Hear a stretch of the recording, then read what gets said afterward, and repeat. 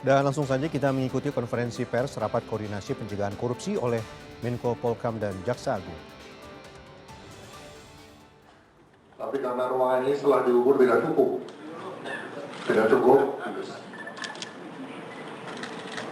Nah, makanya barang bukti 96,7 triliun rupiah itu ada saat ini di akun Direktorat.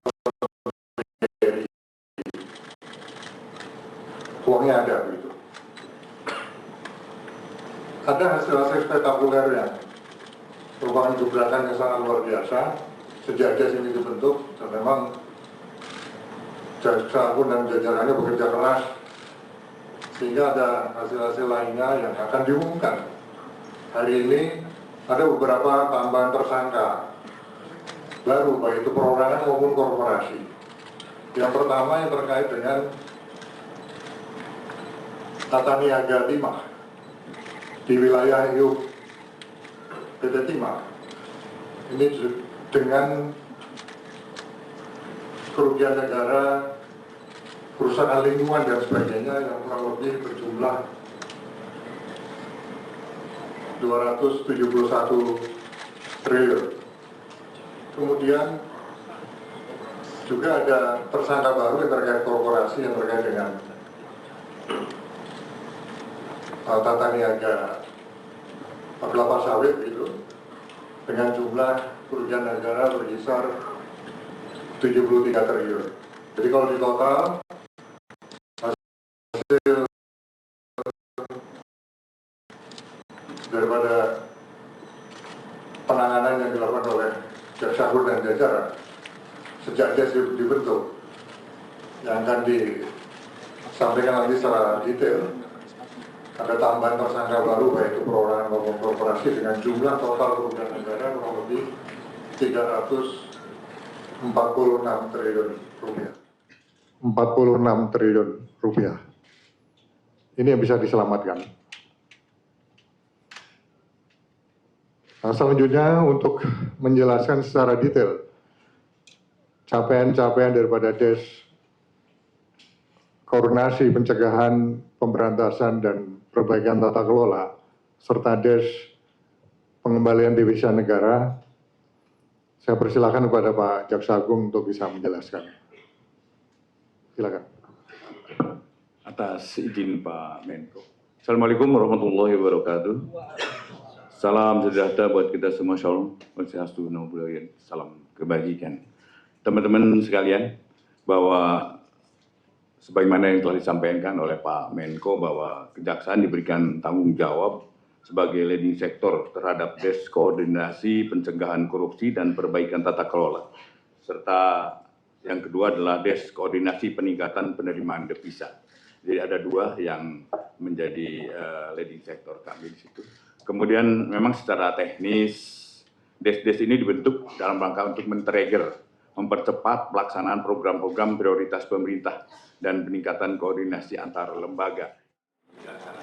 Dan untuk teman-teman sebagai informasi, mulai pelaksanaan hasil kinerja, capaian kinerja dimulai dari bulan tanggal 20 Oktober sampai 31 Desember 2024 untuk seluruh Indonesia.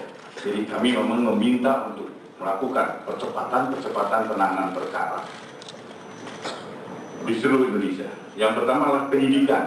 Penyidikan periode 20 Oktober sampai 31 Desember adalah 236 perkara penyelidikan.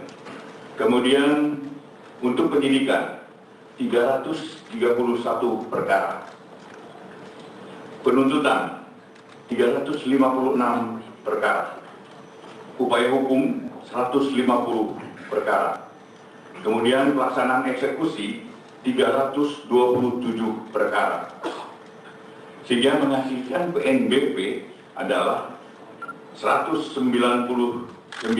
miliar. Itu dalam periode 20 Oktober sampai Desember.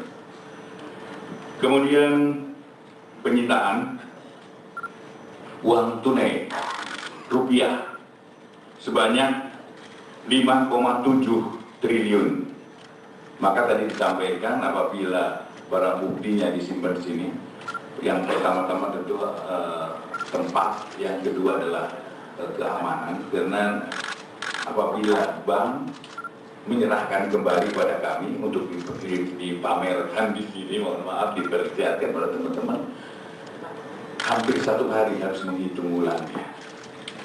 Kemudian nanti kami kembalikan lagi, mereka akan menghitung lagi.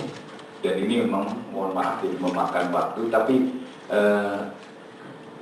dana ini ya ada di Ekstrakon BRI. Kemudian uang mata uang asingnya yang dikonvensi itu sekitar 920 miliar. Kemudian emas logam yang dikonvensi itu sekitar 84 miliar.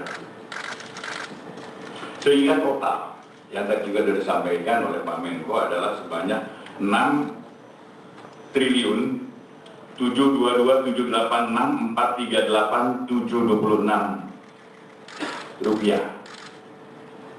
Kemudian di dalam perkara timah ini kan kerugiannya cukup signifikan. Tetapi titik kerugian yang paling besar adalah kerusakan lingkungan. Kita bersyukur bahwa kerusakan lingkungan itu dapat dibuktikan oleh jaksa di dalam persidangan. Karena biasanya adalah sangat sulit untuk menentukan itu. Dan kita bersyukur bahwa kerusakan lingkungan yang selama ini tidak tertanggulangi, ya, insya Allah dana ini apabila nanti bisa kita ambil dan kita sita, bisa digunakan untuk perbaikan lingkungan. Kalau teman-teman misalnya untuk timah, datanglah ke Bangka, lihat dari pesawat di bawah itu, begitu rusaknya lingkungan itu. Itulah insya Allah dengan dana-dana yang ada, apabila nanti dapat bisa dikembalikan, bisa untuk kembalikan kepada pemerintah untuk perbaikan lingkungan akibat dari pertambangan ini. Dan dalam rangka itu kita menetapkan 5 korporasi perusahaan timah. Ada 5 korporasi yang akan kami jadikan dan hari ini akan diumumkan. Ya, perkaranya hari ini diumumkan bahwa perkara ini dalam tahap penyidikan maksud kami. Dan tahap penyidikan nanti Jampitsus yang akan menyampaikannya. Yaitu yang pertama adalah PT RBT, yang kedua adalah PT SB, yang ketiga PT SIP, yang keempat PT TIN, dan yang kelima PT PIP.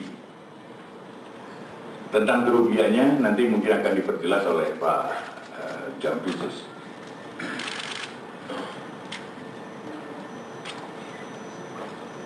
Kemudian selain PT Timah, korporasinya ada 2 korporasi yang akan jadikan tersangka adalah berupa pencucian uang, tindak pidana pencucian uang. Yang pertama adalah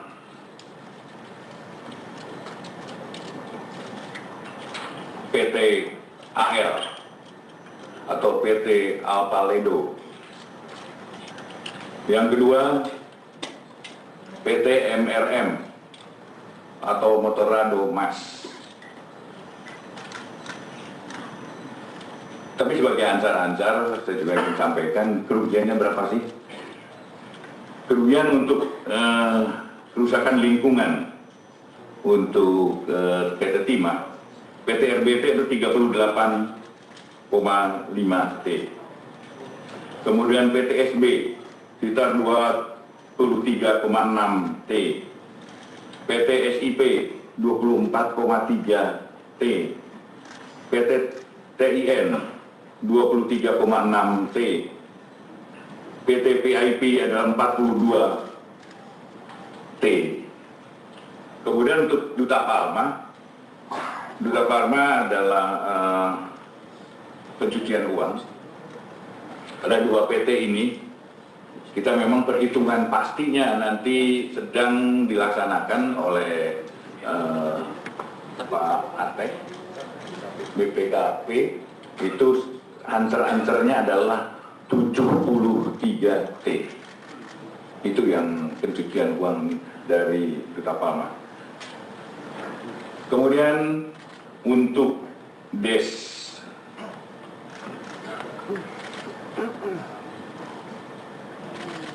perbaikan tata kelola dan DES koordinasi peningkatan penerimaan devisa. Nanti saya minta jam 1 untuk menyampaikan.